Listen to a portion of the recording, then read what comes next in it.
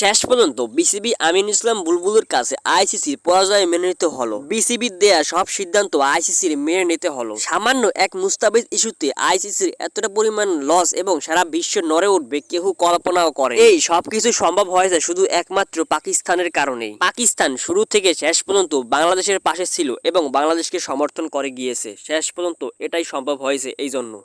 আইসিসির দিশা পিশা না পেয়ে বিসিবির আমিনুল ইসলাম বুলবুলকে পাকিস্তানে তাদের জনসভায় ডেকে সেখানে গিয়ে শেষ সিদ্ধান্ত হয়েছে আমিনুল ইসলাম বুলবুল 3টি শর্ত দিয়েছিল আইসিসিকে বাংলাদেশের পক্ষে এবং পাকিস্তানের পক্ষ হয়ে। সেখানে প্রথম শর্তটি ছিল বাংলাদেশের যে এই বিশ্বকাপ লসে ক্ষতিটা হয়েছে সেই ক্ষতিপূরণ দিতে হবে আইসিসিকে। 2 নম্বর শর্ত দেওয়া হয়েছিল ভারত পাকিস্তান এবং বাংলাদেশকে মিলে 3টি ত্রিদেশীয় সিরিজ আয়োজন করতে হবে এবং 4 নম্বর শর্ত হলো বিশ্বকাপে 2028 সাল থেকে 31 সালের মধ্যে বাংলাদেশকে অংশগ্রহণ করতে দিতে হবে এবং বাকি একটি শর্ত হলো বাংলাদেশকে কোনো ক্ষতিপূরণ দিতে হবে না, এই শর্তটি নিশ্চিত করতে হবে। পাকিস্তান যদি ভারতের বিপক্ষে ম্যাচটি বয়কট করে তাহলে আইসিসির বড় একটা অমানুষ লস হবে। এই কারণে শুধু আইসিসি বাংলাদেশের শর্তগুলো সব মেনে নিয়েছে, কারণ আইসিসির যা আয় হয় তার অর্ধেকই আসে ভারত এবং পাকিস্তান ম্যাচ থেকে। আর যদি সেই ম্যাচটি বয়কট করা হয় তাহলে আইসিসির কতটা বড় একটা লস হবে। এই কারণেই আইসিসি এক প্রকার বাধ্য হয়ে বাংলাদেশের পক্ষে রাজি হয়েছে এবং পাকিস্তান দেয়া শর্তগুলো সব রাজি হয়েছে। বাংলাদেশ বিশ্বকাপ থেকে বাদ পড়ার কারণে বাংলাদেশে প্রায় 300 কোটি টাকার মতো লস হয়েছে, সেই ক্ষতিপূরণটাও দেয়া হবে আইসিসির কাছ থেকে। সম্পূর্ণ দেবে না, তবে কিছু একটা পরিমাণ দেবে এবং বিশ্বকাপে আয়োজন করতে বাংলাদেশের হোস্ট হিসেবে রাখা হবে।